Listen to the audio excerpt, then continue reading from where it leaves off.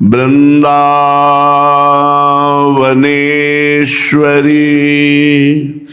तवैव पदारविंदम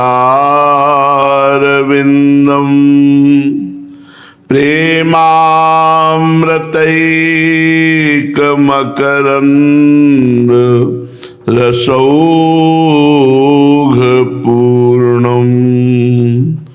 हृद्यर्पितं मधुपते स्मरतापमुग्रं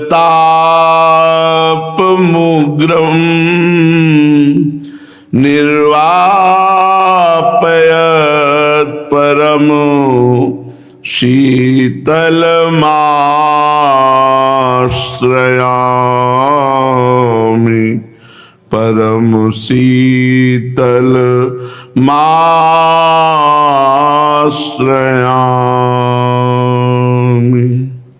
परम सच्चिदानंद घन प्रेमानंद स्वरूप नवनिवृत्त निकुंज महामहिम परम पावन श्री वृंदावन धाम के लाडिले युगल सरकार प्राणाराध्य प्राण प्रिय श्री श्यामा श्याम जो समस्त सहचरी वृंद खग मृग पशु पंछी तरुलता यमुना रसरानी रजरानी समस्त ब्रजवासी परिकर के चरणों में कोटिशः प्रणाम कोटिशः नमन नमस्कार। निरंतर चाहे वो नाम जप हो, चाहे वो श्रीमद् चतुरासी जी का गायन अंदर ही अंदर हो, चाहे कोई भगवत वार्ता अंदर चिंतन में आ रही हो, पर निरंतर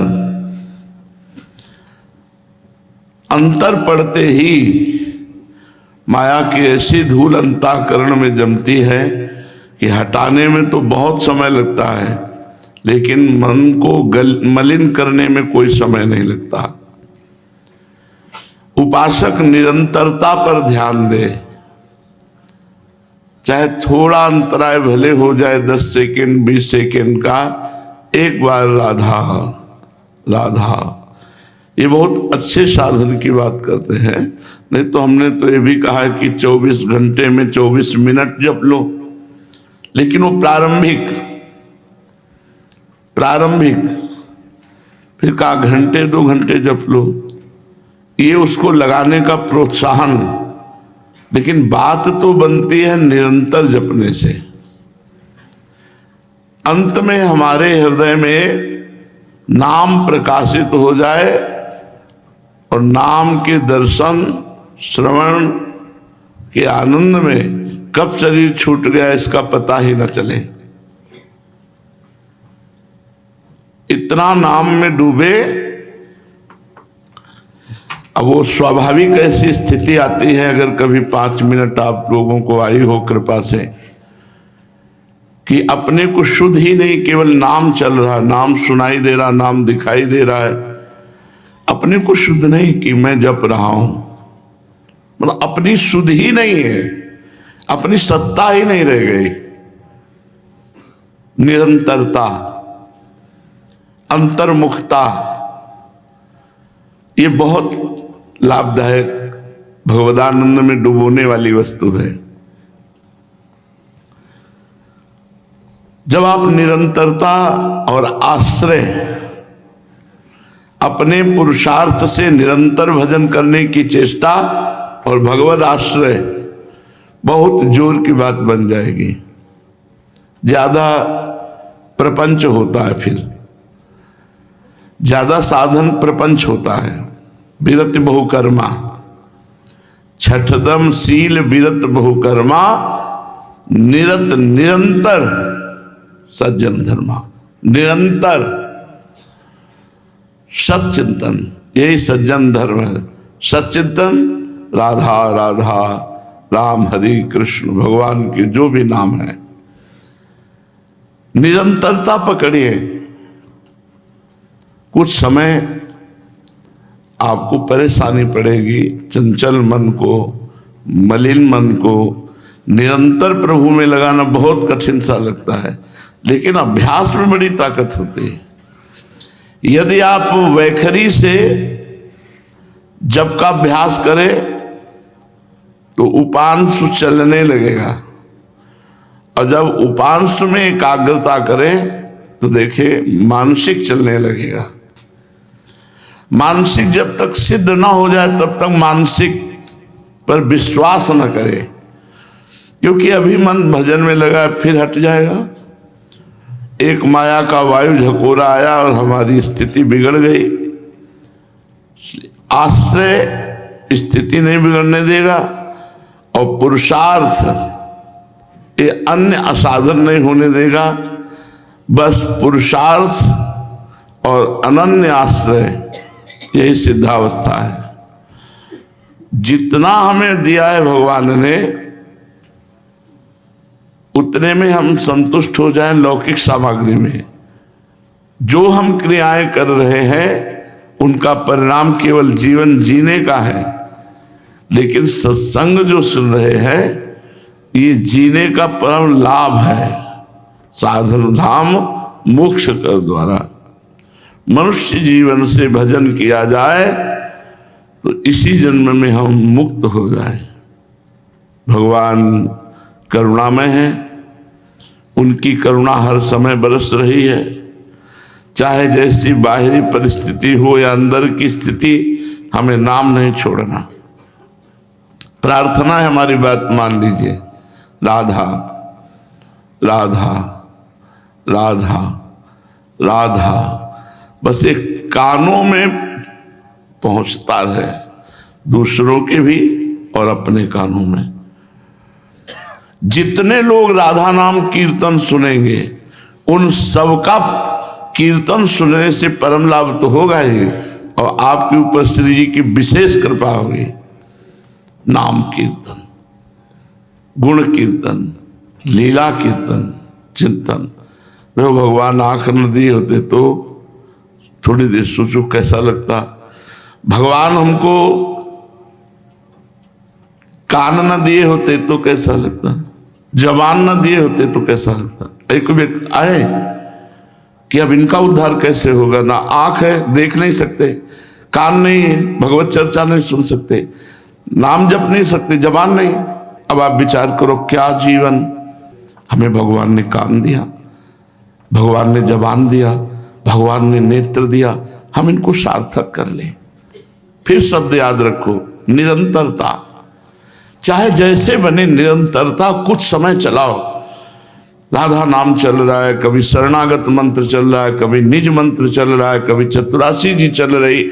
निरंतरता बनाओ। साधन में जितनी निरंतरता बनती चली जाएगी उतने दिव्य आप हो जाएंगे। निरंतरता थोड़ा कठिन है, क्योंकि मन विषयों में भाग करके सुख का अनुभव बहुत जन्म से किया है तो भागेगा।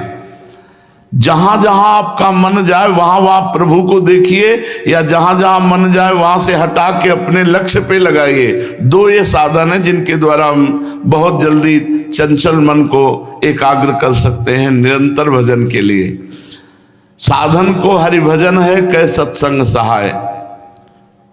मन तो चंचल सवनते, या को कौन उपाय। साधन को हरि भजन है, कै सत्संग सहाय।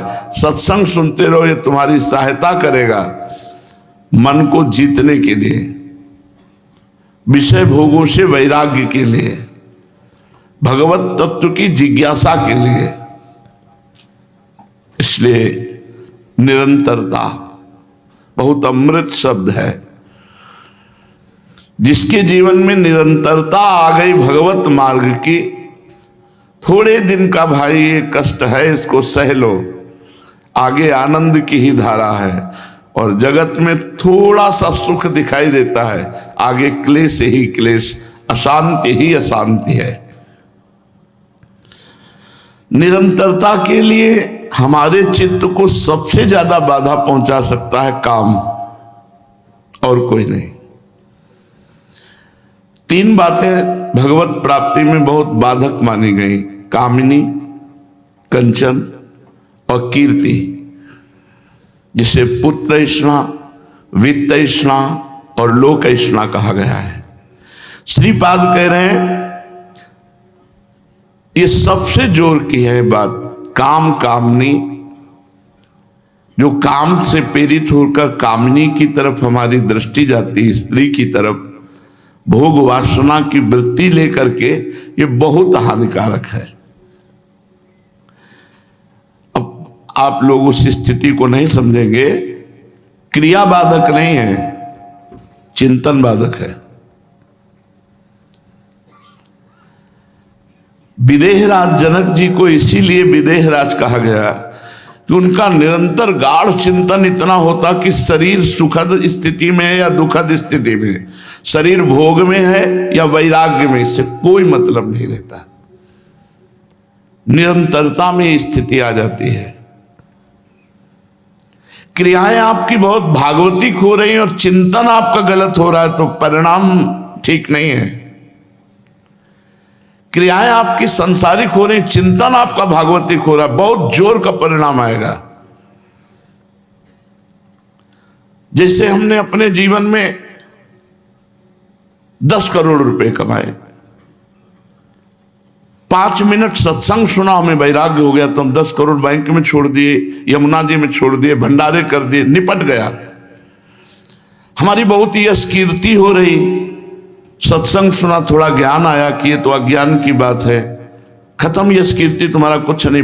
लेकिन एक बार जीवन में कामिनी संग हो गया, अब वो तृष्णा तुम्हें पूरे जीवन, तो हमें लगता है कि कंचन और कीर्ति से भी जोर की भजन वृत्ति को नष्ट करने वाली कामिनी की वृत्ति है।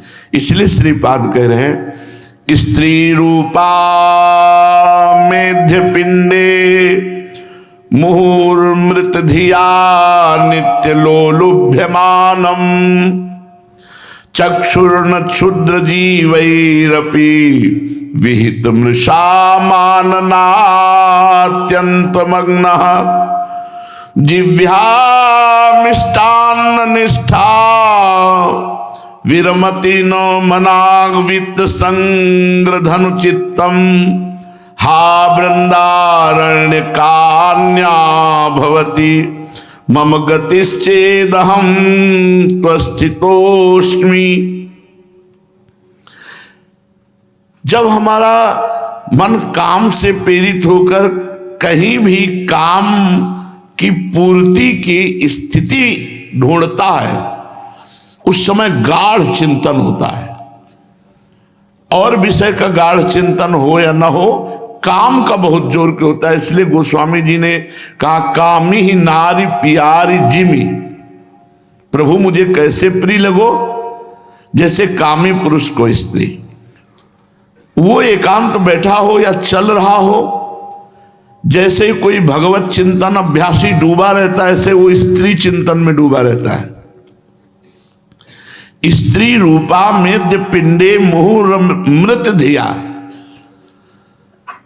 ये मृत सुख है, मृत देह में है, मृत विचार है, अमृत नहीं है। प्रियालाल का अमृत देह है, प्रियालाल का रूप अमृत है, रूपामृत, लीलामृत, नामामृत, चरणामृत, धामामृत।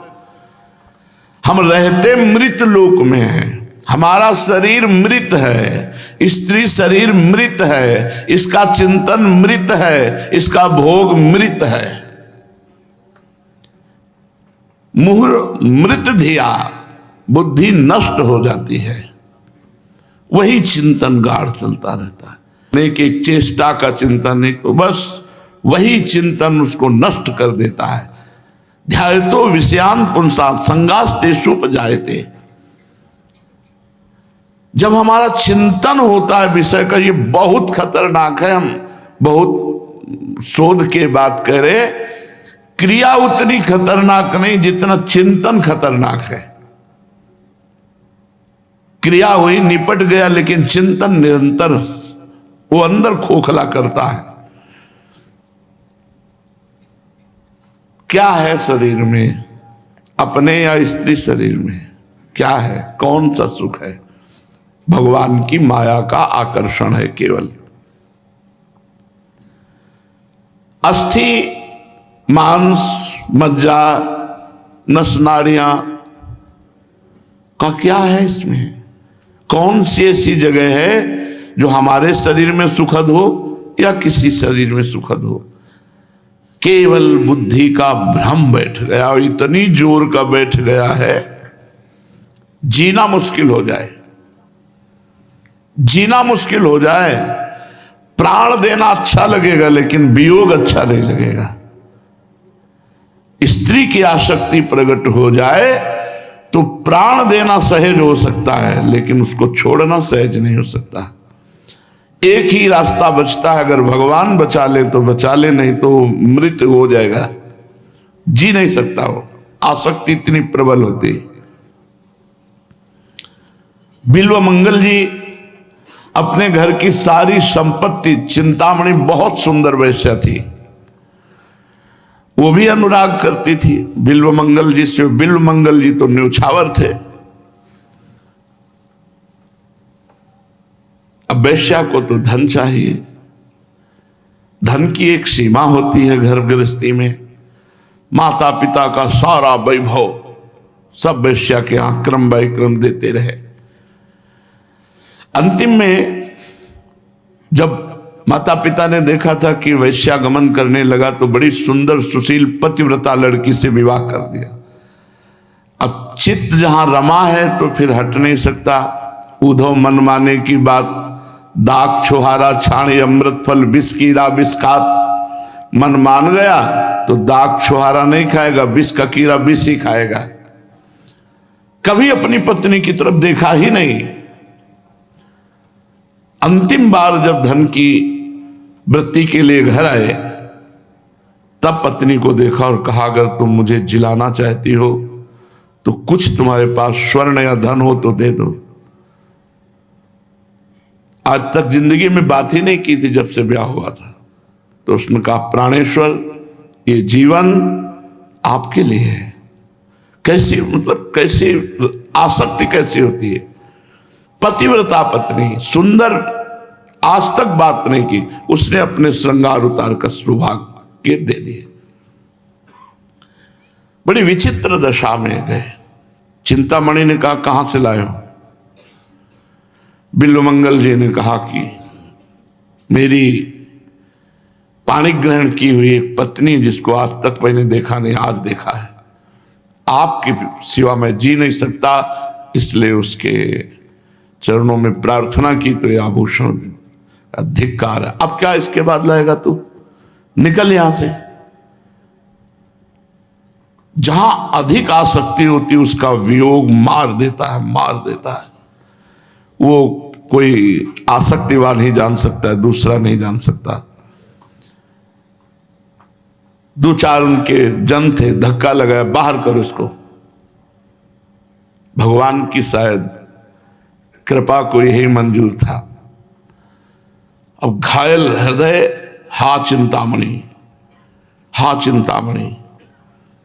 किसी संत ने देखा तो कहा, चिंतामणि ये किसका नाम? पूरी बात बता। उनका मैं जी नहीं सकता। तो उनका इससे भी सुंदर महान सुख प्रदान करने वाले भगवान श्री कृष्ण हैं। यदि तुम उनमें चित्त को लगाओ तो तुम्हारा चित्त आनंदित हो सकता है, नहीं तो काम की चोट से घायल स्त्री में आसक्त चित्त उसका केवल नाश ही परिणाम है, दूसरा कोई नहीं। 1 वर्ष तक अपने पास रखा। वैष्णव परंपरा से उनको दीक्षा दी, उपदेश किया। उन्होंने कहा, मैं भ्रमण करना चाहता हूं, क्योंकि मन जो चंचल, भोगी, अशांत, वो एक जगह टिकना नहीं चाहता। मन नवम नवम, वहां से वो चल दिए। एक देवालय के समीप सरोवर था, भगवत विग्रह थे, तो गांव की 9 कुमारियां बधू पूजन करने आती थी। तो एक बधू पूजन करने आई, बिल्कुल चिंतामणि जैसा रूप। एक बार तो उसे लगा कि चिंतामणि है, और कुछ उसकी आंखों में चिंतामणि बसी थी, तो जिधर देखे चिंतामणि दिखाई दे, कुछ उसका रूप मिलता था। अब तो फिर वही आसक्ति जग गई, चिंतामणि, हाँ चिंतामणि। वो बहू पूजन करके निकली घर के लिए, पीछे चल पड़े। उसने मुड़कर देखा, उसको लगा कि ये वैष्णव क्यों मेरे पीछे, लेकिन उनकी दृष्टि सही नहीं थी। आसक्त दृष्टि अलग दिखाई देती है। और वो लंबे लंबे पैर बढ़ाए, ये और पीछे घर में गए, अपने पति से कहा कि वेश तो वैष्णव का है, लेकिन मुझे लगता है ये कामी पुरुष है, पाखंडी है। तो उनका हमारे दरवाजे पर आ गया, अतिथि भगवान का स्वरूप होता है, हम देख लेंगे, तुम बैठो। गए तो ये तो प्रेमी हृदय, आसक्त हृदय। उन्होंने कहा ये जो अभी नववधू आई कौन है? तो उनका मेरी पत्नी है। कहा एक बार भर नेत्र देखना चाहता हूं। ये तो कहो धर्मात्मा पुरुष था, नहीं पिटाई कर देता। किसी की पत्नी के रूप को देखने की इच्छा करे और उसका पति उसको सम्मान दे, ऐसा कैसे हो सकता है? लेकिन वो धर्मात्मा पुरुष था कि भगवान या तो मेरे धर्म की परीक्षा ले रहे हैं या कोई पापी पुरुष है। अगर पापी पुरुष है, मैं तिरस्कार करता हूं तो सारे पाप छोड़ जाएगा। अगर कोई भगवान का विधान है तो मंगल विधान होगा, मुझे डरना नहीं चाहिए। पत्नी से कहा कि देख तू पतिव्रता है, मेरा आदेश है, तू श्रृंगार सहित इसको दर्शन दे जाकर एकांत में बैठ के। मैं हूं यहां, मेरे आदेश का पालन करो। अब पति ने आज्ञा कर दी तो डरपते हुए गए, ये बैठे थे। क्या आज्ञा है? तो नेत्र उठाए, इसे देखा।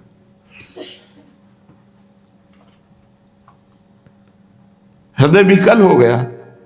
जन्म जन्म से इन्हीं भोगों में लगा रहा, गुरु कृपा ने संभाला, श्री कृष्ण चरणारविंद की तरफ लगा, फिर मुझे वही, फिर मुझे वही।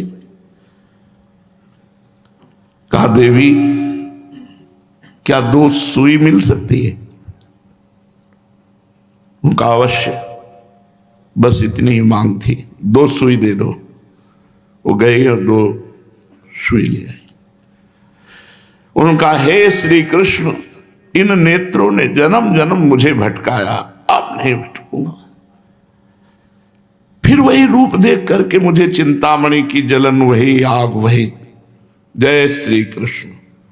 दोनों नेत्र फोड़ लिए। और चित्कार कर पड़ी बहू। पति नजदीक, अरे क्यों ऐसा आपने? उनका सहयोग कर सकते हो तो मुझे एक लाठी दे दो, क्योंकि जन्म के जो अंधे होते हैं उनका अभ्यास होता है, मेरा अभ्यास नहीं। लाठी लिया। कहा वृंदावन जाने के लिए मार्ग में मुझे खड़ा कर दो, मैं ऐसे चला जाऊं। अभ्यास तो था नहीं। आगे चल करके कुआं था जो गहरा पर घास से ढका हुआ, उसी कुएं में गिर गए। अब उनको कोई दिखाई तो देना नहीं, दोनों आंखें फोड़ ली। हा कृष्ण, हा कृष्ण, हा कृष्ण। आर्त भाव से जब कोई भगवान को पुकारता है तो भगवान 1 सेकेंड भी नहीं लगाते। उसी समय अजान बाबू भगवान ने कहा बाबा लाठी ऊपर कर। ऐसे तो उन्होंने सोचा इतना लंबा कुआं, इतनी छोटी लाठी, और मुझे 1 सेकेंड में बाहर कर दिया। और लाठी पकड़कर चलने लगे तो धीरे से ऐसे हाथ पकड़ा तो छुड़ा लिया। तो कहा हम जान गए हैं, हम जान गए हैं कि कौन है, हमें इतना प्यार करने वाला संसार में कोई नहीं। हे श्री कृष्ण आप ही हो। बाह छुड़ाए जात हो निबल जान के मोहे, हृदय से जब जाओगे तो सबल सराहो सो। भगवान स्वयं बिल्व मंगल जी को वृंदावन लाए और वृंदावन के प्रेम में उन्मत्त होकर बिल्व मंगलाचार्य बन गए। बिल्व मंगलाचार्य।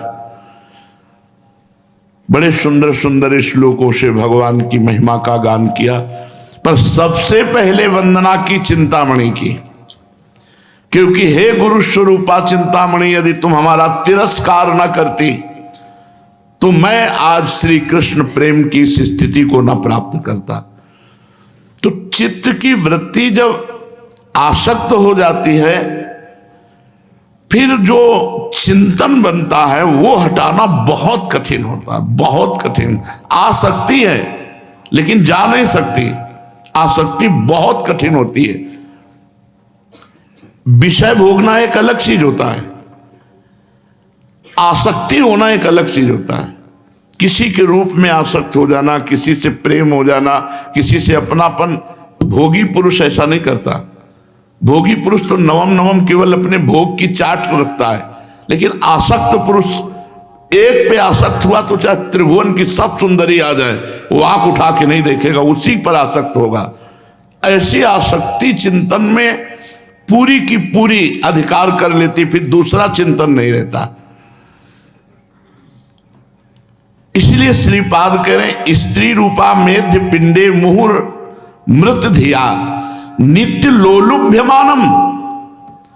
जब स्त्री शरीर में या पुरुष शरीर में आसक्ति हो जाती है तो नित्य नवम नवम लुभायमान चित्त होकर उसका चिंतन करता है।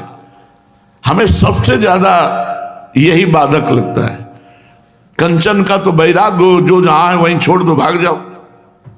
कीर्ति का, निकल जाओ यहां से, 100-200 कोस खत्म खेल, कीर्ति कौन जानेगा तुम्हें। लेकिन कामिनी वो हृदय में बसा रहेगा। चिंतन, चिंतन हम प्रभु के लिए देना है, वही चिंतन कामिनी ने छीन लिया तो फिर भजन किसका होगा। इसलिए अपनी अपवित्र देह और सामने वाले की अपवित्र देह, ऐसा जान करके मृत बुद्धि को मत धारण करो। ये मृत बुद्धि है कि शरीर राग का चिंतन करते हुए समय व्यतीत करो। भोग की चिंतन वृत्ति बहुत ही खतरनाक। वो वही जानता है जो भगवान के मार्ग में चलते हैं। जो भोगों में गिरे हुए वो क्या जाने इस बात को। चक्षुर्न क्षुद्र जीवैरपि विहित मृषा माननात्यंत मग्ना। नेत्रों को संभालो, ये बार बार फंसा देते हैं, इनको थोड़ा पर्दे में रखो, ये पलक रूपी पर्दा रखो। सहसा किसी माता बहन के रूप को मत देखो।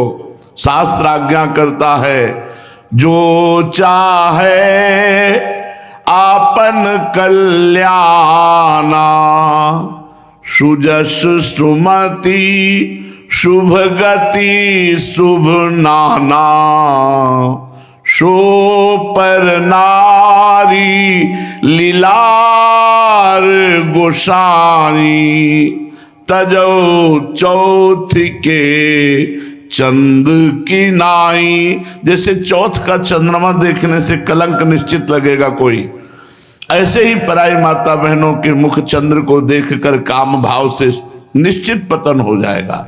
जो चाहे आपन कल्याणा सुजस सुमत शुभगति शुभ नाना सो पर नार लीलार गोसाई तजो चौथ के चंद की नाई।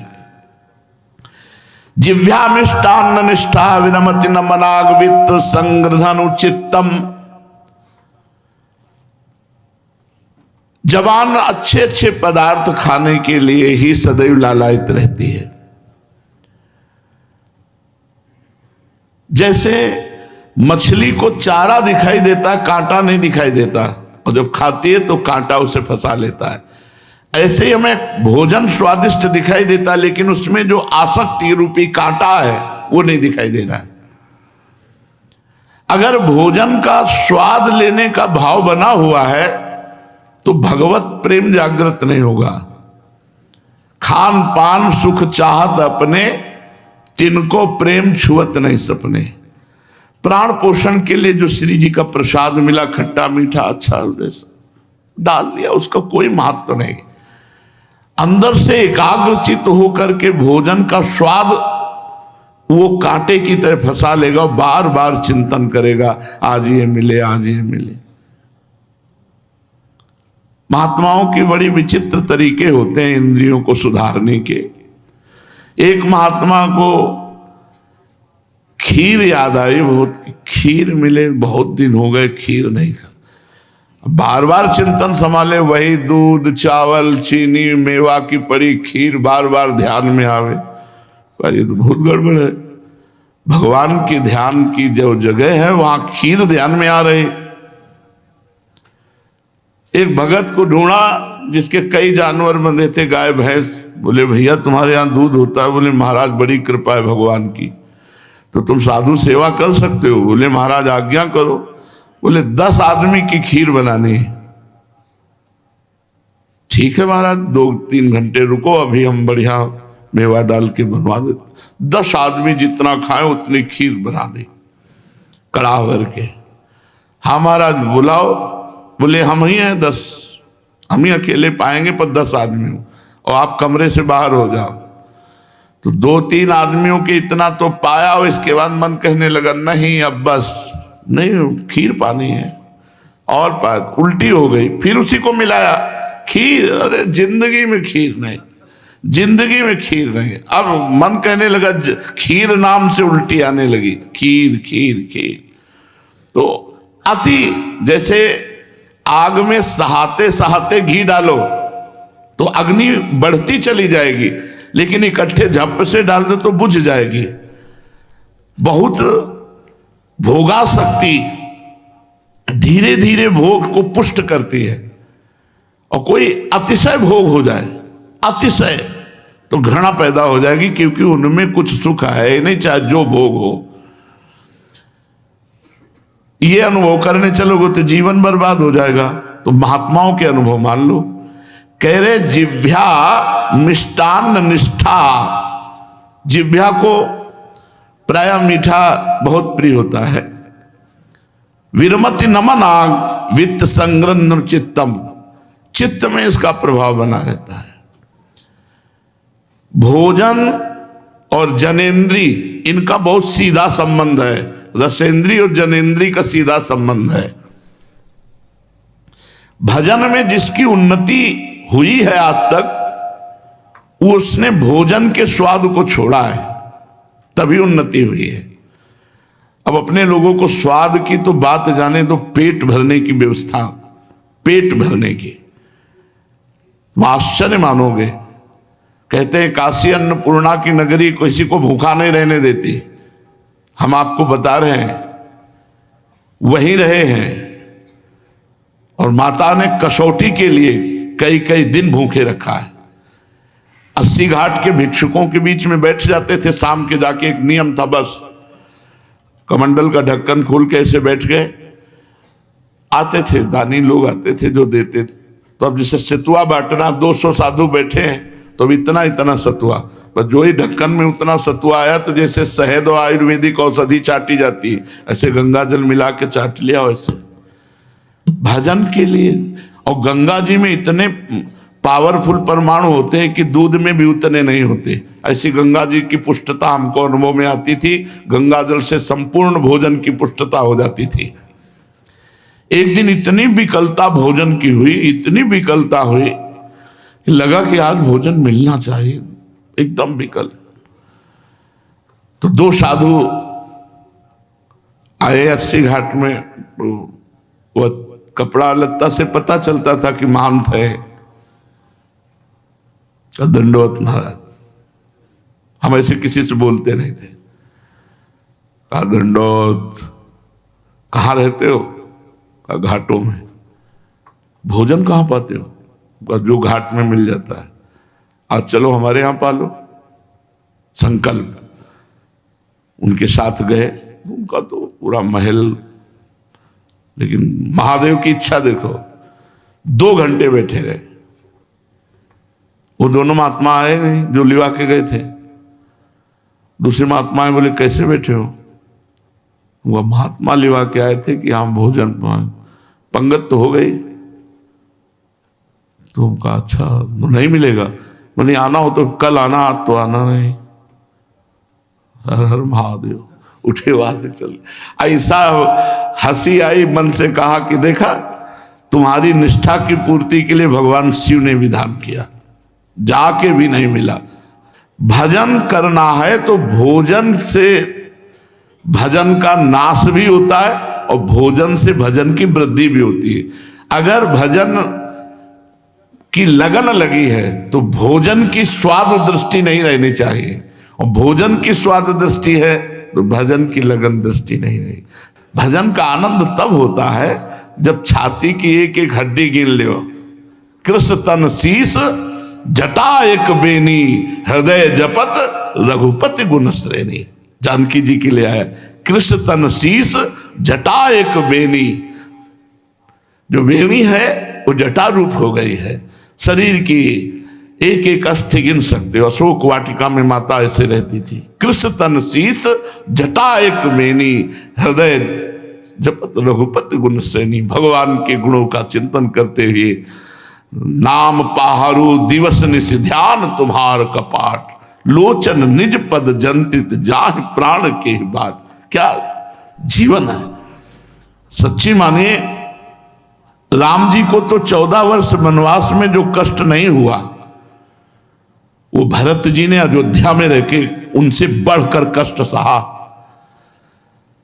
राम जी को तो जब कुश की साथरी बिछाई जाती थी तो नवीन कोमल पल्लव बिछाए जाते थे। लक्ष्मण जी व्यवस्था सब करते थे, कंदमूल फल खाते थे, लेकिन भरत जी ने कभी कंदमूल फल भी नहीं खाया। 56 प्रकार के भोग चाहते तो पूरा चक्रवर्ती सम्राट पद उन्हीं के हाथ में था, लेकिन बहुत कठिन तप किया। नंदीग्राम में रहकर भूमि को खनन करके उस पर कुश डाल करके शयन करते थे।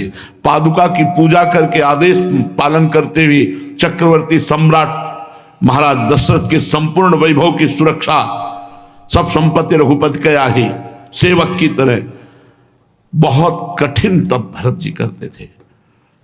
भगवान की प्राप्ति, भगवत प्रेम, भगवत भजन, इसके लिए नहीं खान पान ते भावे है, नहीं कोमल वसन सुभावे है, सब विषय लगे ते खारा है, हरि आशिक का मग न्यारा है। भगवान का प्रेमी का मार्ग ही अलग होता है। हा वृंदारण्य कान्या भवती मम गतिश्चेदहम त्वत् स्थितोस्मि। किसी भी इंद्री को भोगों से वैराग्य नहीं है। अब देखो ध्यान की बात सुनिए। अतएव मैंने सब कुछ छोड़ दिया, अब केवल एक वृंदावन का सहारा ले लिया और वृंदावन की अनन्य गति अर्थात वास कर लिया, तो मुझे पक्का पता है कि वृंदावन मुझे नहीं छोड़ेगा।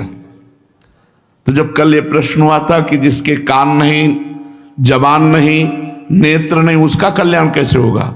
क्योंकि न राधा नाम सुन सकता है, न राधा नाम जप सकता है, न राधा नाम पढ़ सकता है, तो उसको सुनाई नहीं दे रहा, दिखाई नहीं दे रहा, बोल नहीं पा रहा, उसका कैसे कल्याण होगा? अगर वो धाम आ जाए, धाम वास करे तो भगवत प्राप्ति हो जाएगी। शरीर धाम वास करे तो भगवत प्राप्ति हो जाएगी। श्रीपाद प्रबोधानंद जी कह रहे हैं कि चिंतन स्त्री का खान पान रसेंद्री से हर इंद्री भ्रष्ट है, तो भी तुम्हारा कल्याण हो सकता है यदि अखंड वृंदावन वास कर लो। आजीवन मरण पर्यंत वृंदावन की सीमा में वास करने का नियम ले लो तो तुम्हारा वृंदावन कल्याण कर देगा। वृंदावने प्रभाव सुनो अपनो ही गुण देत, जैसे बालक मलिन को मात गोद भर ले। पूज्यपाद श्री उड़िया बाबा जी महाराज, साधक को चाहिए इनका बदलाव नहीं बार बार किया जाता। गुरु, इष्ट, मंत्र और ग्रंथ और माला, जो गुरु प्रदत्त चतुराशी जी, सुधानिधि जी, सेवकवाणी, उनको जीवन भर बस्ता में बांध करके रखे। बदला नहीं जाता कि पुरानी हो गई अब नई ले ले, नहीं। हमारे गुरु जी के पास उनकी 42 लीला एक एक पन्ना अलग है, पर वैसे ही रखी हुई है। वैसे जो गुरु जी के द्वारा तो वो सिंहासन में रखी हुई चतुराशी जी, सुधानिधि जो लिखित, गुरु इष्ट, इष्ट मंत्र, इष्ट ग्रंथ और माला। माला है, मन का टूट गया तो वही मन का बदला लो, माला बदलने की जरूरत नहीं है। एक बार अच्छे से भाव से गुरु का चयन करो, फिर गुरु, गुरु मंत्र, गुरु प्रदत्त इष्ट, इष्ट ग्रंथ, माला, ये नहीं बदलनी चाहिए। जो इनको बार बार बदलता है उसे व्यभिचारी साधक कहते हैं। इनमें किसी को बदलना नहीं चाहिए, और किसी की चोरी की माला से जप करने से उसको कोई लाभ नहीं मिलेगा। मतलब किसी की पड़ी माला मिल गई, किसी की माला चोरी कर ली और फिर आप उससे जपो तो आपको कोई लाभ नहीं मिलेगा। और जिसकी माला खो जाती है उसका आधा भजन अंतर ध्यान हो जाता है, इसलिए माला को प्राणों के समान रखा जाता है। पूज्यपाद दुड़िया बाबा, आधा भजन उसका चला जाता है जिसकी माला ऐसे। चुराने वाले की तो उन्नति होगी नहीं, जिसका चुराया गया उसका आधा भजन चला। बहुत हमारा कीमती धन है माला। यावत जीवन एक ही माला से जप करना चाहिए, पूरे जीवन भर वही माला रहनी चाहिए। निष्ठा साधक के जीवन में अवश्य होनी चाहिए। निष्ठा कई प्रकार की होती है, जैसे ज्ञान निष्ठा, वैराग्य निष्ठा, सत्य निष्ठा, जप निष्ठा, दान निष्ठा, गुरु निष्ठा, धाम निष्ठा, ये सब निष्ठाएं हैं। ज्ञान निष्ठा, जब केवल ब्रह्म ही ब्रह्म, सर्वत्र ब्रह्म, इसके सिवा किंचन मात्र कुछ नहीं, सर्वम खलमिदम ब्रह्मणे नास्ति किंचन, ये ज्ञान निष्ठा।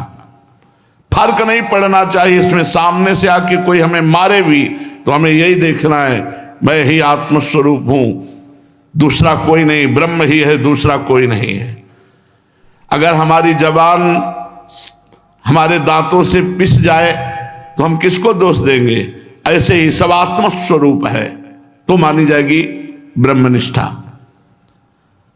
वैराग्य निष्ठा, जब इस लोक और परलोक के किसी भी भोग में बिल्कुल रुचि ही ना रह जाए उसे वैराग्य निष्ठ कहते हैं।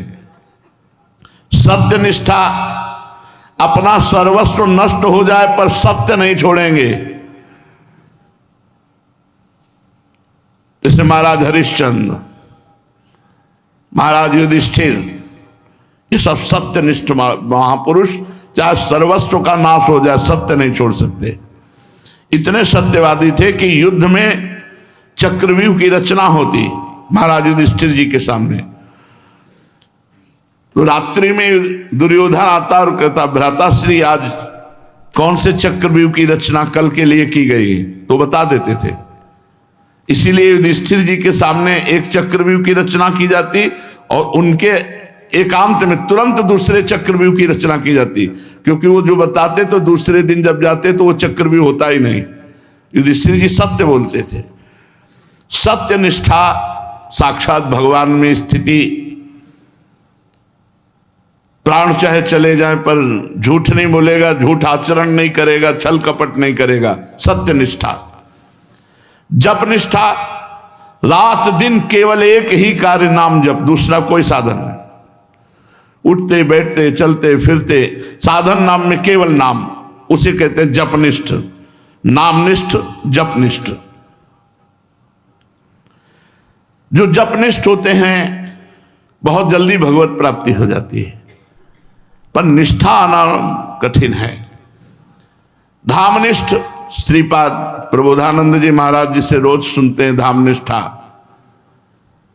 प्राण तजो बनना तजो, कहो बात को लाख, श्री ध्रुवदास जी महाराज कह रहे हैं। गुरु निष्ठा, गुरुदेव को समर्पित है जीवन, पर समर्पित में प्रश्न नहीं होता, समर्पित में विचार नहीं होता, गुरु की आज्ञा पर विचार नहीं किया जाता। मात पिता प्रभु गुरु कह वाणी, बिनहि विचार करी शुभ जानी। संसार में विचार पूर्वक कोई बोले तो उसके ऊपर विचार करो, तब काम करो। बिना विचारे जे करें ते पाछे पछताएं, काम बिगाड़ो आपनो जग में हो हसाए। लेकिन गुरु के वचनों पर विचार करने की जरूरत नहीं, जैसा कहा वैसा तत्काल करो। इसे कहते हैं गुरु निष्ठा। और गुरुदेव भारी प्रतिकूलता तुम्हें दे दे, भारी प्रतिकूलता, और फिर भी तुम्हारी गुरु के प्रति भक्ति में अंतर न पड़े, तब कहते हैं गुरु निष्ठा। जैसे संदीपनी जी के गुरु जी, बहुत से शिष्य थे, तो एक दिन लीला की पागल होने की, काफी समय तक पागल की लीला की। थूक देते, मूत देते, ईंट मारते, ऐसे सब शिष्य भाग गए, केवल एक रह गए, संदीपनी जी। कुछ दिन के बाद वो उन्माद शांत हो गया। वो तो संकल्प से किया था। संदीपनी जी सेवा में थे, तो उनका बेटा और सब कहां गए? तो बोले गुरुजी सब भाग गए। क्यों? बोले आपने कुछ ऐसी लीला की, थूकना, मूतना, मारना, पीटना, ऐसे, तो तुम्हारे ऊपर नहीं किया? बोले किया गुरुदेव। तुम क्यों नहीं भागे?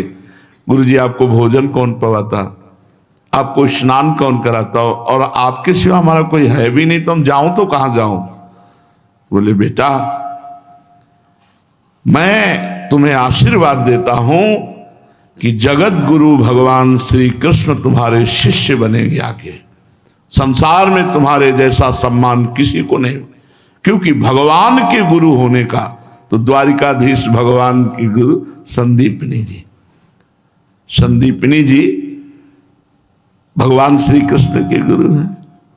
मथुरा से द्वारिका जब गए तो मथुरा में पढ़ करके आ गए थे संदीपनी जी के हाथ से। गुरु निष्ठा। भारी प्रतिकूलता मिलने पर भी अपने गुरुदेव पर दोष दर्शन ना होना गुरु निष्ठा कहलाती है। दान निष्ठा। जब खूब है तो दान तो होता ही, लेकिन जब ना रह जाए फिर कोई आवे तो खाली ना जाने पावे, उसे सेवा निष्ठा, दान निष्ठा कहते हैं। जैसे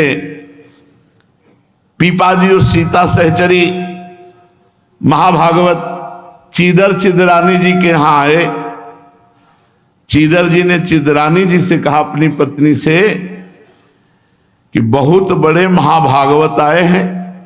पीपा जी सिद्ध पुरुष द्वारिकाधीश के दर्शन करके साक्षात आ रहे थे, और सीता सहचरी उनकी रानी परम वैराग्यवती टाट लगाती थी।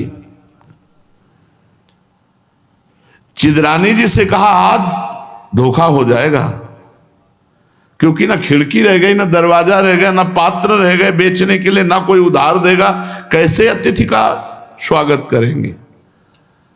एक वस्त्र चिदरानी जी के शरीर में था। उन्होंने कहा इसको बेच आओ, कुछ मिल जाए, अगर 4 दाना चावल और दाल मिल गए तो अतिथि तो का स्वागत हो जाएगा। ऐसा ही किया और वो बिक गया।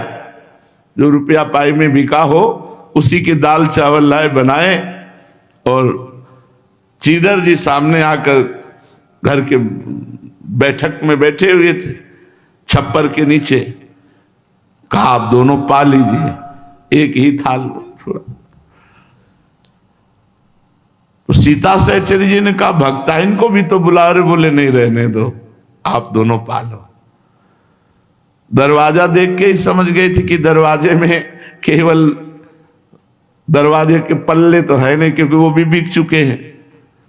सीता सहचरी जी अंदर उठ के गई तो केवल मिट्टी के पात्र में बनाया था, और वो दिगंबर बैठी थी, निर्वस्त्र, शरीर में वस्त्र ही नहीं था। समझ गई, तो रानी थी, समझ गई कि हमें जो चावल दाल मिला है वो इनके शरीर के वस्त्र बेचने से ही मिला है, क्योंकि यहां कुछ है नहीं। तब उन्होंने कहा भक्तानी जी आप निर्वस्त्र कैसे बैठे? तो नशे में थी भगवान के चिंतन में। बड़े अकिंचन महाभागवत चीदर चिदरानी जी। घूर्णित नेत्र घुमाया और कहा, सुना था द्वारिकाधीश के दर्शन करके आ रही हो, तो हृदय में उत्साह था जब हम आपसे मिलेंगी तो भगवान द्वारिकाधीश की चर्चा चलाओगी। क्या इस नाशवान शरीर की चर्चा चलाई? ये नंगा ही पैदा हुआ था और भस्म हो जाएगा, बीच में नंगा है तो क्या फर्क पड़ा? सीता सहचरी जी लौट के आए, पीपा जी के कान में कहा कि ऐसे महाभागवत नहीं देखे, इनके घर में दाना नहीं खाने के लिए चिदरानी जी ने अपना वस्त्र बेच करके, इसे कहते हैं सेवा निष्ठा, दान निष्ठा, कि अगर जरूरत पड़े तो हम अपने आप को बेच करके भी दूसरों को, परहित सरिस धर्म नहीं भाई। एक निष्ठा कोई होनी चाहिए, भक्ति निष्ठा, सब में अपने भगवान को देखकर सबसे छोटा मानना अपने को, ये भक्ति निष्ठा। ध्यान निष्ठा, शरीर संसार को भूलकर निरंतर भगवान के ध्यान में डूबे रहना, ध्यान निष्ठा। कोई एक निष्ठा तो आनी चाहिए, धाम निष्ठा, नाम निष्ठा, गुरु निष्ठा, कोई निष्ठा तो होनी चाहिए। आजकल बिना निष्ठा के घूम रहे, निष्ठा ही नहीं, वैराग्य निष्ठा, ज्ञान निष्ठा, भक्ति निष्ठा, एक निष्ठा तो होनी चाहिए।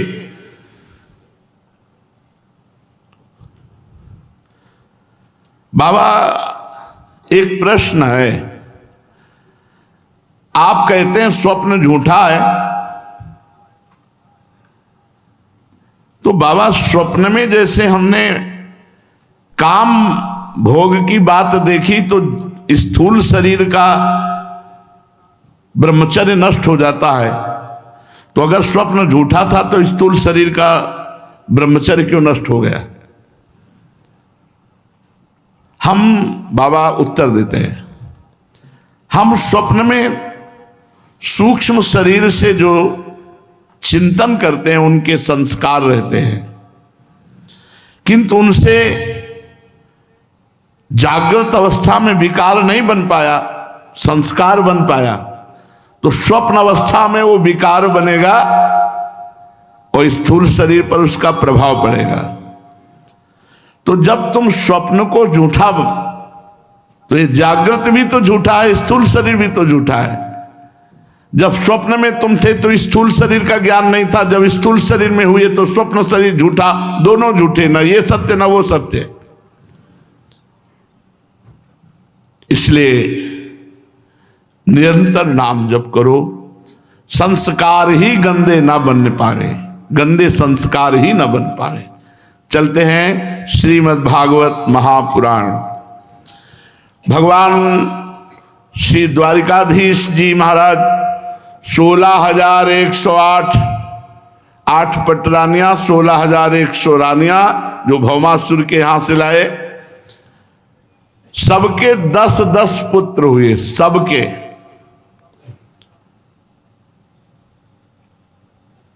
बड़ा परिवार था भगवान का। 1 करोड़ आचार्य केवल थे यदुवंशियों के बच्चों को पढ़ाने वाले। यदुवंशी बालकों को शिक्षा देने के लिए 1 करोड़ आचार्य केवल थे। राजा परीक्षित ने पूछा, परम ज्ञानी मुनीश्वर,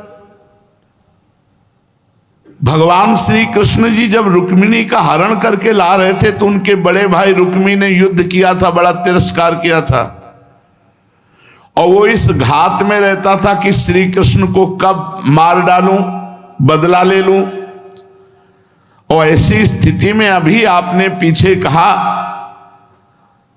कि रुक्मी ने अपनी रुक्मवती नाम की कन्या को भगवान श्री कृष्ण के पुत्र प्रद्युम्न जी के साथ ब्याह कर दिया। तो कृपा करके बतलाइए कि वो भगवान श्री कृष्ण को दुश्मन मानने वाला रुक्मी अपनी पुत्री रुक्मवती का विवाह कैसे कर दिया? हे परमहंस शिरोमणे, आपसे कोई बात छिपी नहीं है, क्योंकि आप महायोग में स्थित हैं, आपको भूत भविष्य वर्तमान तीनों कालों का ज्ञान है। ऐसी कोई बात नहीं जो आप जानते न हो। श्री सुखदेव जी ने कहा, परीक्षित, प्रद्युम्न जी मूर्तिमान कामदेव हैं, कामदेव के अवतार। एक बार रुक्मी की पुत्री रुक्मवती ने देख लिया प्रद्युम्न जी को, अब वो तो आसक्त हो गई, क्योंकि कामावतार। तो जब स्वयंवर हुआ तो प्रद्युम्न जी भी पधारे, तो रुक्मवती ने सीधा प्रद्युम्न जी के गले में माला डाल दी। वहां और भी नरपति बैठे थे, वो असंतुष्ट हुए, तो सबको परास्त करके भगवान प्रद्युम्न ने रुक्मवती जी का ब्याह किया। रुक्मी के हृदय में तो बहुत जलन थी भगवान श्री कृष्ण के प्रति, पर जब देखा कि बेटी का ही हमारे मन था, प्रद्युम्न जी को पति रूप में वरण कर लिया, तो सोचा हमारे संबंधी तो है ना, बहन है रुक्मिणी, उनका पुत्र है प्रद्युम्न और पुत्री है रुक्मवती, चलो अपने क्रोध को हम शांत करते हैं। बड़ा दहेज दिया और प्रद्युम्न जी का सम्मान करके रुक्मवती के साथ द्वारिका। परीक्षित 10 पुत्रों के अतिरिक्त रुक्मिणी जी के एक परम सुंदरी कन्या थी, चारुमती। कृतवर्मा के पुत्र बलि ने उसके साथ विवाह किया। रुक्मी भगवान श्री कृष्ण के साथ पुराना वैर अंदर दबा के रखता है। कोई कोई लोग ऐसे होते हैं कि बैर होने पर भी मित्रता का नाटक करते हो, अंदर दबा कर रखते हैं। रुक्मिणी को प्रसन्न करने के लिए रुक्मवती का विवाह प्रद्युम्न जी से हुआ और अपनी पौत्री रोचना का विवाह रुक्मिणी जी के पौत्र प्रद्युम्न जी के पुत्र अनिरुद्ध जी से किया। अब अनिरुद्ध जी के विवाह में श्री कृष्ण जी, बलराम जी, रुक्मिणी जी, प्रद्युम्न जी, सांब जी और द्वारिकावासी सब पधारे हुए थे। विवाह उत्सव निर्विघ्न हुआ। कलिंग नरेश बड़े बड़े घमंडी नरपतियों के साथ रुक्मिणी से कहा कि बलराम जी को ललकारो पांसे के लिए, पांसा खेलने के लिए। बलराम जी को पांसा डालना आता नहीं, पर ललकारोगे तो क्षत्रिय धर्म है, वो जरूर खेलेंगे और हम सब उनको परास्त कर देंगे। बहाने से रुक्मी ने पहले बलराम जी को बुलाया और फिर चौसर के खेल का आह्वान किया।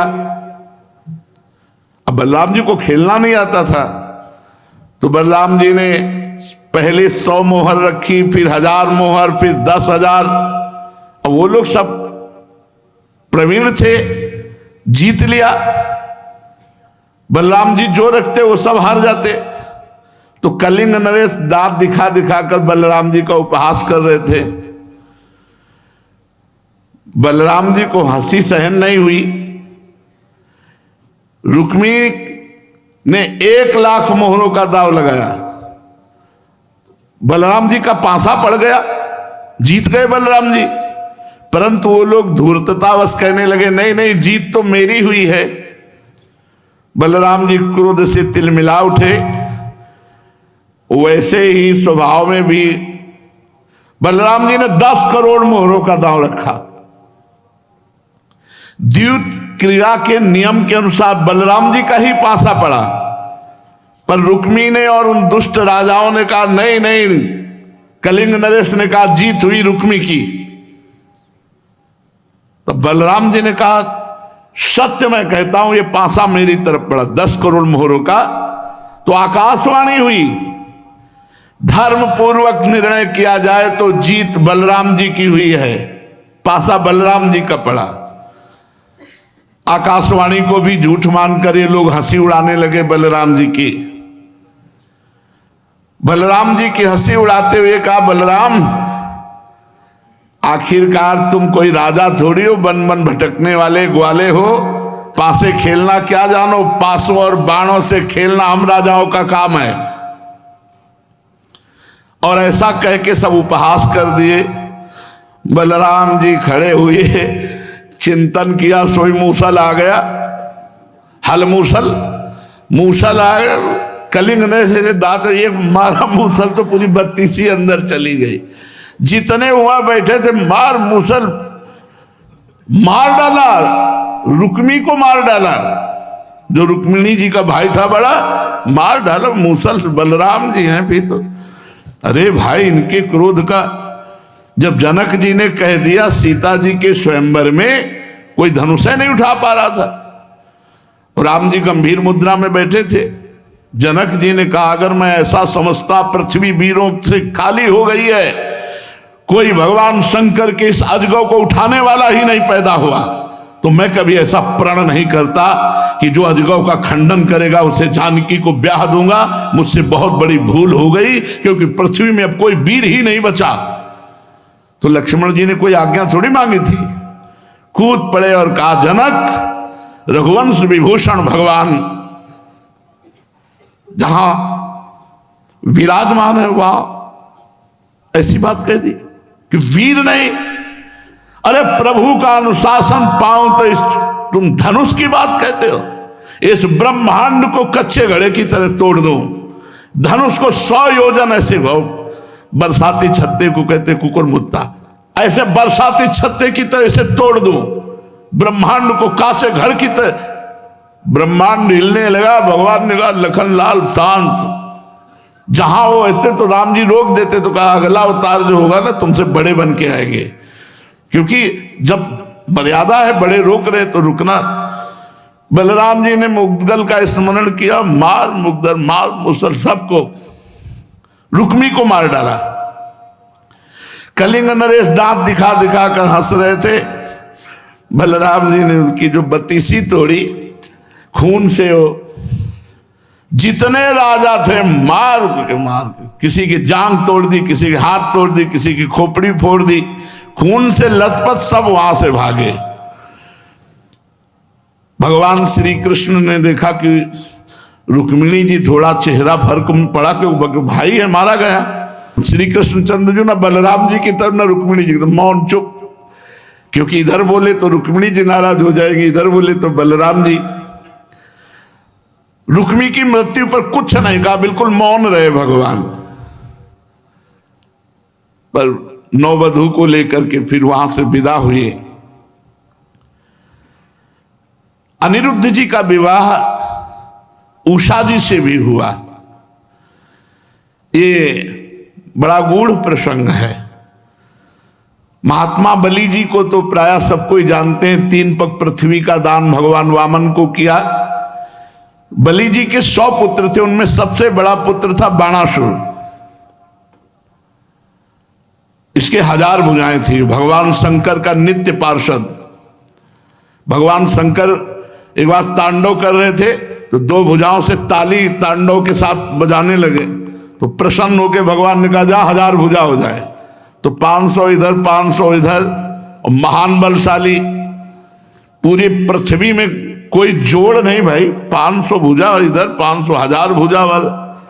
जिस पर्वत में जाता भगवान शंकर के दिए हुए बल से मारता टक्कर, तो पर्वत फूट जाता। लौट के कैलाश में आए, बोले जगत गुरु भुजाओं की खुजली हो रही, आओ हमारा तुम्हारा युद्ध हो। हमारा चेला, हम इसको ललकार दिया, जाओ हमारे समान बलवान से तुम्हारा युद्ध होगा, तुम्हारी भुजाओं की खुजली नहीं, भुजाएं ही मिट जाएंगी।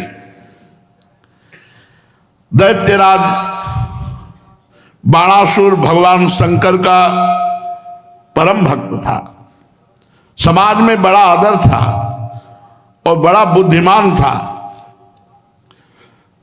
बाणासुर की रमणीय राजधानी शोणितपुर। भगवान शंकर की कृपा इतनी थी कि इंद्रादि देवता नौकर चाकर की तरह बाणासुर की आज्ञा का पालन करते थे। ऐसा महाबली बाणासुर। भगवान शंकर शरणागत रक्षक हैं। भगवान शंकर शोणितपुर राजधानी की रक्षा करने का व्रत दिया। बाणासुर से कहा तू चिंता मत कर, तेरी रक्षा के लिए मैं राजधानी की रक्षा करूंगा। बल का घमंड जब आ गया तो भगवान शंकर ने ये कहा कि मेरे समान बलवान मिलेगा। वो नहीं समझ पाए।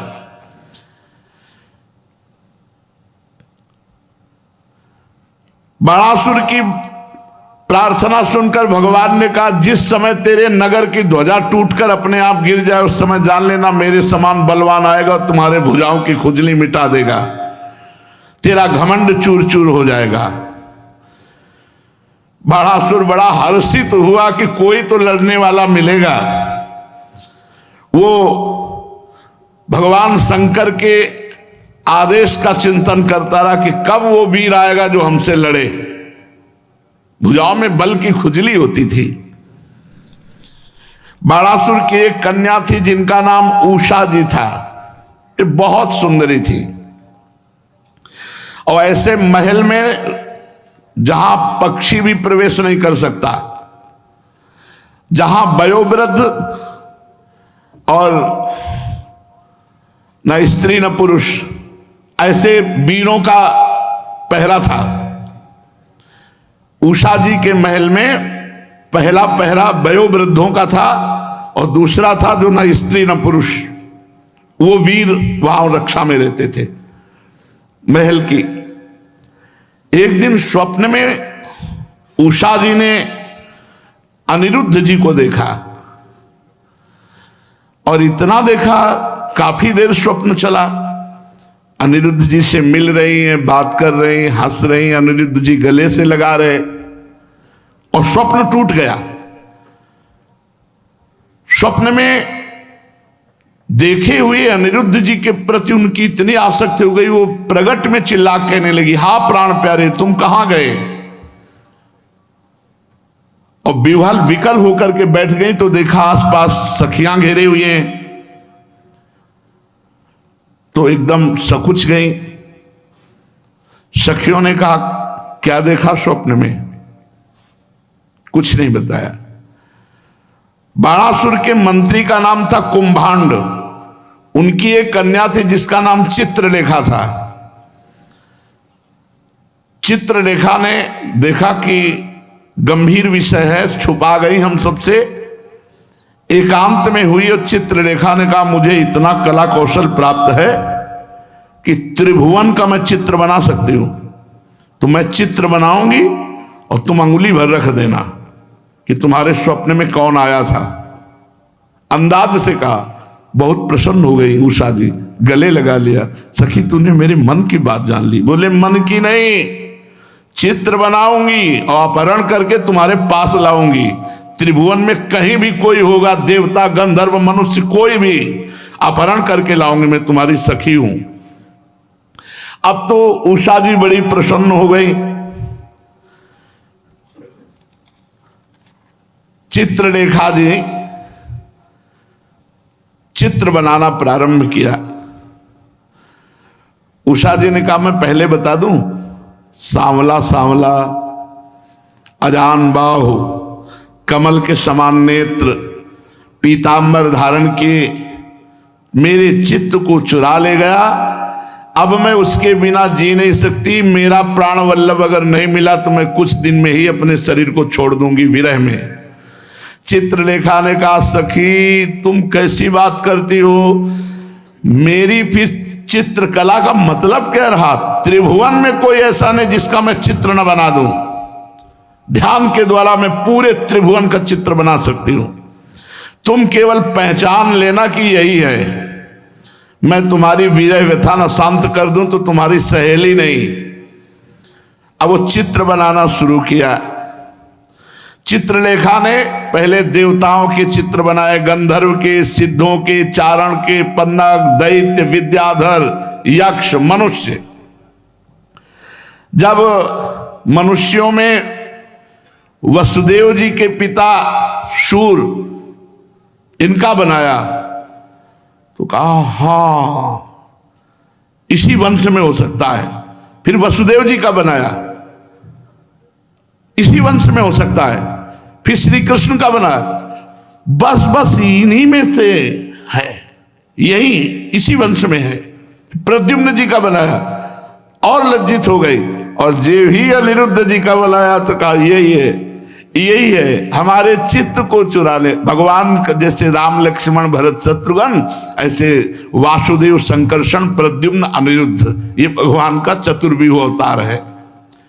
अनिरुद्ध जी का चित्र देखा तो नीचे नेत्र करके लज्जा से कहा कि यही है जो हमारे स्वप्न में आया, हमारे चित्त को चुरा ले गया। चित्र देखा, योगिनी थी। उन्होंने कहा बहुत कठिन जगह तुम्हारे नेत्र लड़े हैं। पता है कौन है? द्वारिकाधीश भगवान श्री कृष्ण के पुत्र प्रद्युम्न के पुत्र अनिरुद्ध जी हैं। उसने कहा सखी तुमने कहा था कि पहचान लोगे तो मैं अपहरण करके लाऊंगी, अब लाओ ना अपहरण करके। तो सुदर्शन चक्र का पहरा था। पूरी द्वारिका में सुदर्शन चक्र रात्रि में हर समय पहरा दे रहे थे, और ऐसे पहरेदार तो थे ही। अब ये योगिनी थी, आकाश मार्ग से चलना जानती थी। आकाश मार्ग से गई और सुदर्शन चक्र से प्रार्थना की कि प्रभु आप जानते हैं भगवान श्री कृष्ण के पुत्र प्रद्युम्न पुत्र अनिरुद्ध जी स्वप्न में जाके उषा का चित्त हरण कर रहे हैं, चित्त अपहरण कर ले। अब हम उनका अपहरण करने आए, आप हमें अवकाश दीजिए। सुदर्शन चक्र जी एरिया बदल दिए, क्योंकि भगवान ही तो है ना, भगवान के विधान से ही तो है ना। अब वो गई महल के अंदर आकाश मार्ग से। अनिरुद्ध जी पलंग पे सो रहे थे। चित्रलेखा योग सिद्धि के द्वारा पलंग सहित अनिरुद्ध जी को उठा लाए और उषा जी के महल में। अरे उषा जी को तो पूछो मत, जब उनके प्राण प्रीतम पति उषा जी बार बार सखी का आलिंगन करती, सखी तूने मेरे प्राण वल्लभ को ला दिया। अब अनिरुद्ध जी के नेत्र खुले तो ना द्वारिका है और ना द्वारिका वासी है। यहां तो सब नौ किशोरियां, जो सखियां हैं वो भी नौ किशोरी और उषा जी। अनिरुद्ध जी को समझते देर न लगी कि मेरा अपहरण हो गया। देख लो, दूल्हे का अपहरण करवा लिया। दूल्हे का अपहरण हुआ कि नहीं हुआ? आंख खुली तो देखा दुल्हन के पास, उषा जी के पास। उषा जी ने विनय की, पूरी बात बताई। अनिरुद्ध जी स्वीकार कर लिए, क्योंकि उषा जी अनिरुद्ध भगवान की प्रिया ही है। परीक्षित अब अनिरुद्ध जी महल में रहने लगे उषा जी के, और द्वारिका में हाहाकार मच गया कि अनिरुद्ध जी का अपहरण हो गया। भगवान सब जानते हुए चुप रहे। बाणासुर का इतना महल सुरक्षित था कि कोई झांक भी नहीं सकता था। अब उषा और अनिरुद्ध जी का प्रेम दिन दूना रात चौगुना, खूब आनंद। तो जो पति प्राप्त की हुई स्त्री होती है उसकी प्रसन्नता छुपती नहीं है। अनुकूल पति मिल जाने पर वो हर्षित होती है और शारीरिक लक्षण बदल जाते हैं। जो कौमारपन होता है वो क्षीण होने लगता है। तो बड़े सुंदर सुंदर पदार्थ खाना पीना, चौसर खेलना, हंसना, ये सब। एक दिन अंतःपुर की सुरक्षा का प्रधान जो वृद्ध था उसने देखा, उसने बाणासुर को सूचना पहुंचाई, महाराज मैं जो जबान से बोलने जा रहा हूं मुझे प्राणदंड न दिया जाए। बोले बोलो। बोले मैं आपको पक्का कह सकता हूं कि आपकी पुत्री कुमारपना को नष्ट कर चुकी है। अब वो कुमारी नहीं रही। उसके शरीर के चिन्ह ऐसे स्पष्ट प्रतीत हो रहे हैं जिससे उसको पति की प्राप्ति हो चुकी है। पहरेदार बिल्कुल सुरक्षित, चिड़िया भी प्रवेश नहीं कर सकती महाराज। पर कैसे कुंवारपन नष्ट हुआ हम अंदर नहीं जा सकते, इसलिए बता नहीं सकते। पर हमने देखा कि आपकी पुत्री का कुंवारपन नष्ट हो चुका है और पति को प्राप्त कर चुकी है, ऐसे लक्षण उसमें दिखाई देते हैं। बाणासुर से जब ऐसा निवेदन हुआ, मेरी राजकुमारी का रंग ढंग ऐसा, मेरे कुल का कलंक, मेरी राजकुमारी बनेगी। पहरेदारों को बुलाया और कहा कि क्रम टूटा क्या? रात दिन में कहीं कोई अवसर मिला क्या किसी को जाने का? उनका महाराज बिल्कुल नहीं, हमारा क्रम नहीं टूटा, रात दिन हम लोग पहरा दे रहे। तो कन्या को बाहर जाने का अवसर नहीं मिला, बाहर से अंदर कोई पुरुष नहीं आ सकता। फिर ये कैसे बात हो गई कि कुंवारपन नष्ट हो गया, अर्थात वो पति को प्राप्त कर लिया। बोले महाराज जी हमारी समझ के बाहर, आप अंदर जाकर खुद पता लगाइए। बाणासुर जल गया। मेरी कन्या का चरित्र कोई दूषित कर दे। बाणासुर के हृदय में बड़ी पीड़ा हुई और स्वयं उषा जी के महल में गया। और महल में जब गया तो चौसर खेल रहे थे अनिरुद्ध जी, उषा जी के साथ बैठे। वहां किसी पुरुष का प्रवेश नहीं। अनिरुद्ध जी को श्यामल घात, पीतांबर धारण की, कमल नयन, कामावतार भगवान प्रद्युम्न जी के पुत्र हैं। त्रिभुवन में उनके जैसा सुंदर और कोई न था। प्रेम भरी मुस्कान से बाणासुर को देखा। अनिरुद्ध के पास सज धज कर बैठी हुई उनकी प्रिया उषा जी, उनके भी गले में सुंदर पुष्पमाला, हार आदि सुशोभित हो रहे थे। बिल्कुल अंग से अंग सटी हुई बैठी थी, तो पत्नी ही है। बाणासुर अनिरुद्ध के पास ऐसे उषा को देखकर चकित आश्चर्य में हो गया। मेरा भय त्रिभुवन में देवराज इंद्र को भी है, कौन ऐसा जिसको मेरा भय नहीं, और कैसे आ गए। जब अनिरुद्ध जी ने देखा कि बाणासुर अस्त्र शस्त्र लेके खड़े हो गए और कहा यदि युद्ध की भावना से आए हो तो हम आपसे अकेले युद्ध लड़ सकते, अगर रिश्तेदारी की भावना से हो तो, पर वो तो युद्ध की भावना में बल विक्रम का घमंड बाणासुर का। अनिरुद्ध जी ने दौड़ करके एक परिग उठाया और एक परिग मारा तो बाणासुर के साथ जितने थे सब फैल गिरे। भगवान के अवतार है।